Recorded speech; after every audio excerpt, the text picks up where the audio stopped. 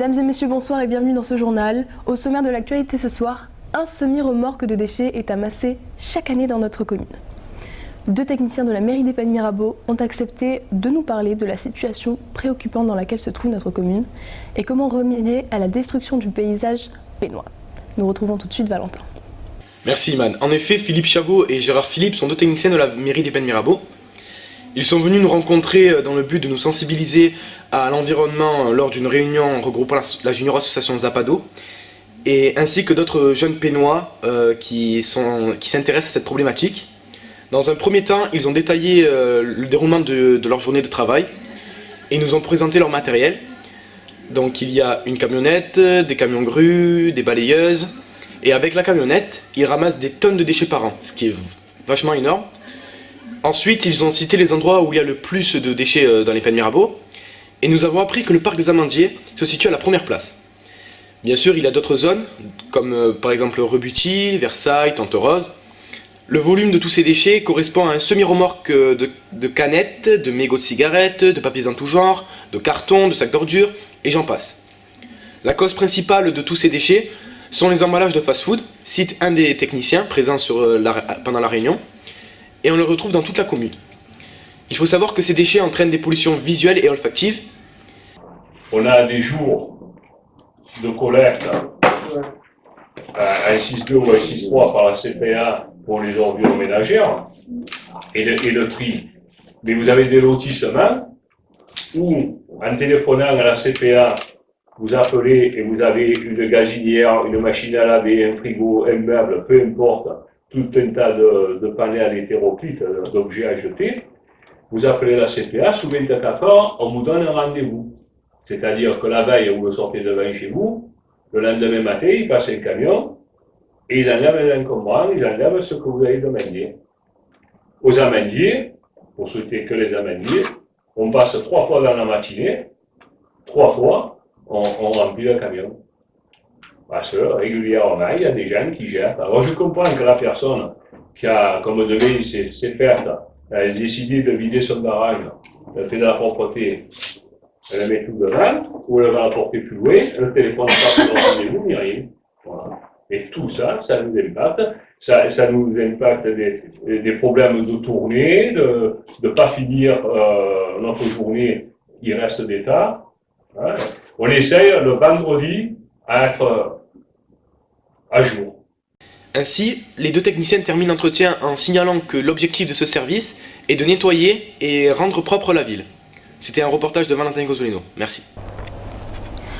Quelles répercussions sur les professionnels ? Nous retrouvons le témoignage inédit du propriétaire d'un local de plan de campagne qui nous livre son sentiment face aux dépôts d'ordures qui ont lieu sur le parking même de son local. Tout de suite avec Tom. Merci Iman.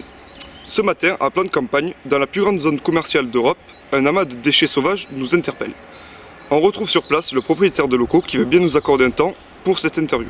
Alors bonjour, est-ce que vous pensez que les dépôts sauvages c'est un réel problème ? Oui, c'est même un fléau, hein. C'est toutes les semaines, c'est tous les menus de tous les distributeurs qui se trouvent partout. Et puis voilà quoi, ça attire les rats, ça attire des pies, ça fait plein de maladies. C'est un énorme problème. Après c'est vrai que ça donne pas aussi envie aux personnes de venir faire les magasins par exemple. Exactement. Ça donne pas envie aux gens de venir dans ces endroits, c'est normal. Et est-ce que vous aurez des solutions pour y remédier à cela et ne plus avoir des déchets sauvages comme celui-là par exemple ? Clôturer, qu'on nous donne des autorisations de clôturer les parkings, de manière à ce qu'il n'y ait plus de déchets, quoi. Et puis la sensibilité des gens, surtout des plus jeunes, à la décharge c'est gratuit, et puis il y en a qui viennent, qui jettent là, parce qu'ils ont peur de payer les décharges, alors que ça peut être gratuit. Et est-ce que vous aurez une idée du volume que vous ramassez, peut-être chaque semaine ou pas ? Alors sur 10 jours, j'ai fait 5 camions de 11 mètres cubes. Sur 10 jours. C'est-à-dire que j'ai passé tous mes temps de repos, mes temps libres, et en plus on a payé une entreprise pour cantonner, pour nettoyer, mais qui ne prend pas les gravats, qui prend que les déchets de poubelle, les déchets comme ça. Voilà, ça représente à peu près un budget de 1000. Alors et pour une petite dernière question, est-ce que vous avez pu déjà interpeller des personnes que vous avez vues déposer des dépôts sauvages? Toutes les semaines, j'interpelle quelqu'un qui vient nettoyer sa voiture, qui profite pour jeter un seau de merde devant moi, ou plus, hein, ou un camion comme l'autre jour, hein, pour le tas qu'on a vu tout à l'heure. Ben, là, je me fais carrément menacer. Carrément menacer.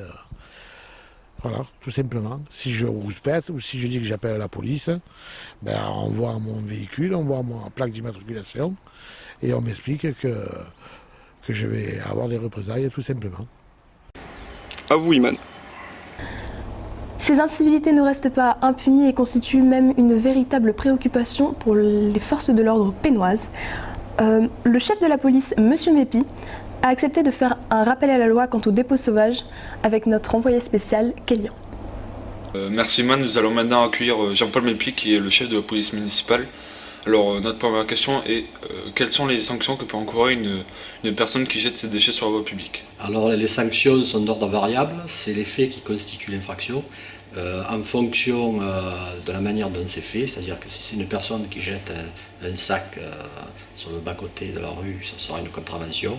Si cette même infraction est faite à l'aide d'un véhicule, ça peut aller jusqu'à la saisie du véhicule.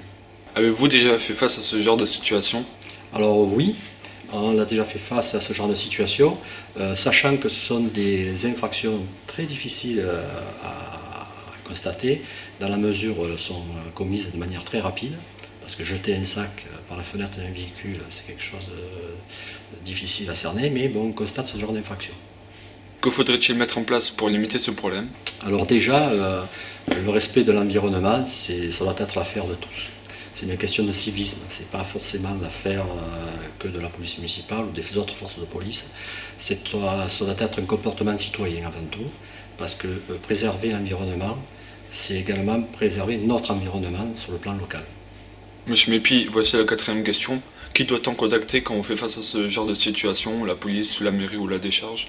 Non, alors pour constater ce genre d'infraction, il faut que ce soit toujours des représentants des forces de l'ordre, que ce soit police municipale, nationale, voire des agents de sécurité de voie publique, qui ont une assermentation spécifique justement pour relever ce genre d'infraction.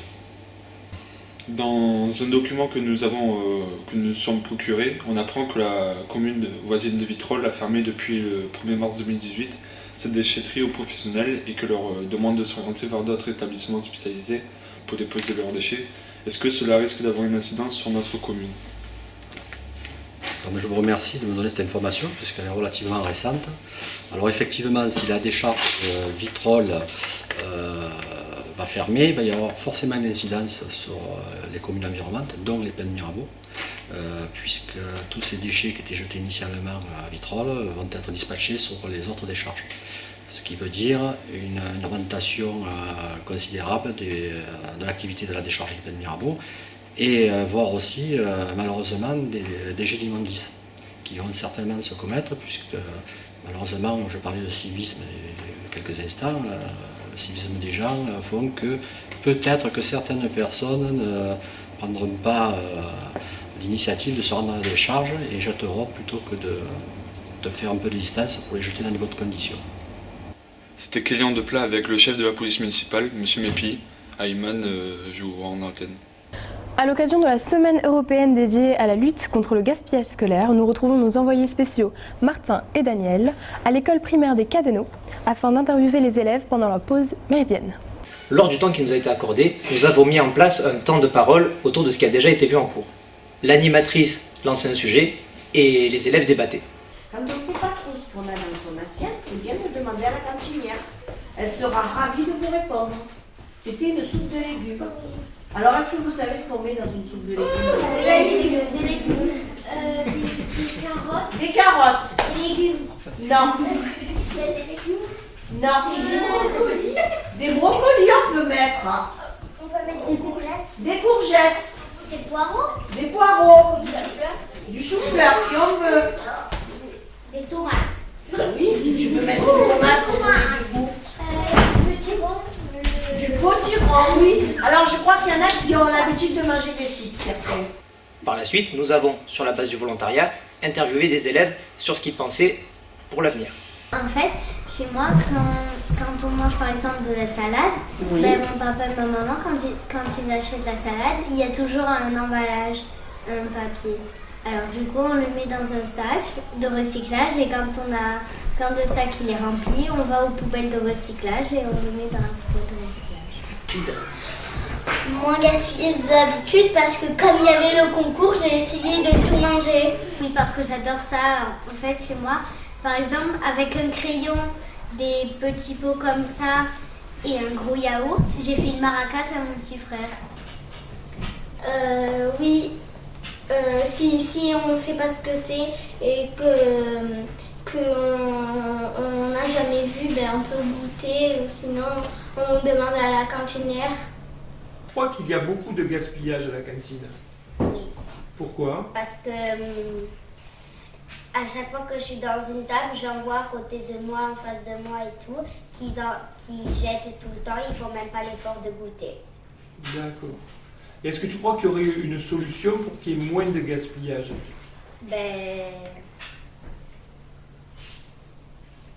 Dire aux cantinières d'en avoir un peu, dire que ça on aime et que ça on n'aime pas pour qu'ils nous fassent moins ce qu'on aime et un peu plus ce qu'on aime.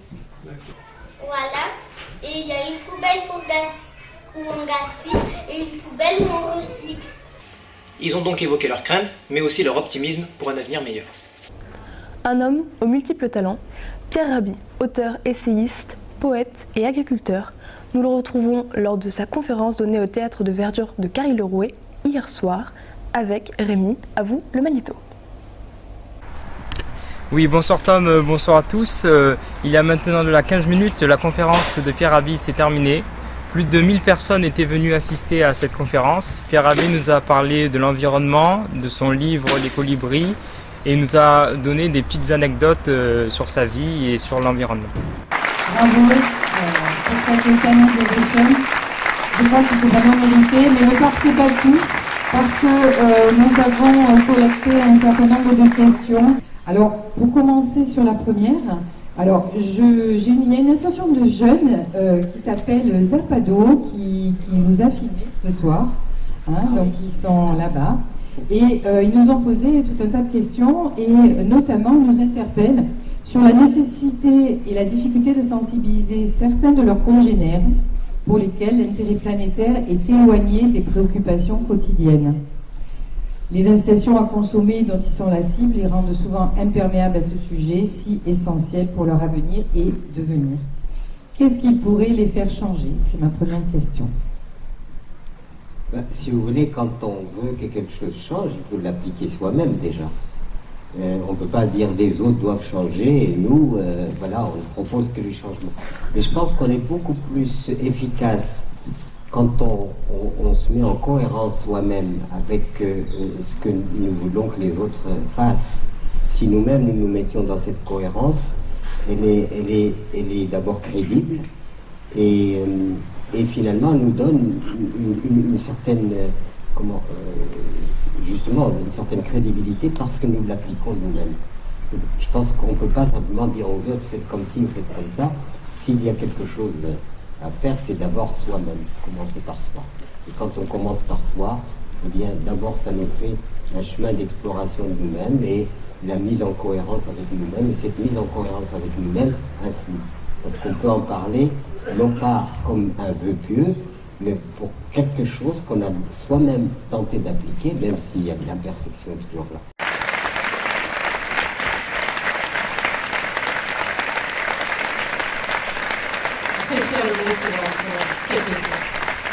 Et je vais maintenant interviewer deux jeunes filles de l'association Les Perles de la Côte Bleue qui vont nous parler un peu du livre et nous lire un extrait du livre de Pierre Rabhi sur les colibris.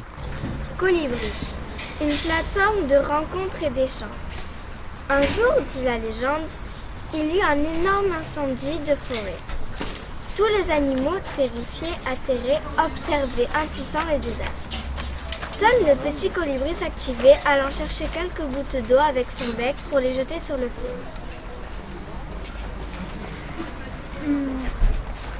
Après un moment, le tatou, agacé par cette agitation dérisoire, lui dit « Colibri, tu n'es pas fou. Ce n'est pas avec ces gouttes d'eau que tu vas éteindre le feu. Et le colibri lui répondit, je sais, mais je fais ma part. Merci Rémi, mais ce n'est pas Tom, c'est toujours Iman. En tout cas, je vous remercie d'avoir regardé ce journal et j'espère vous retrouver très bientôt sur le Zap TV. Au revoir à tous.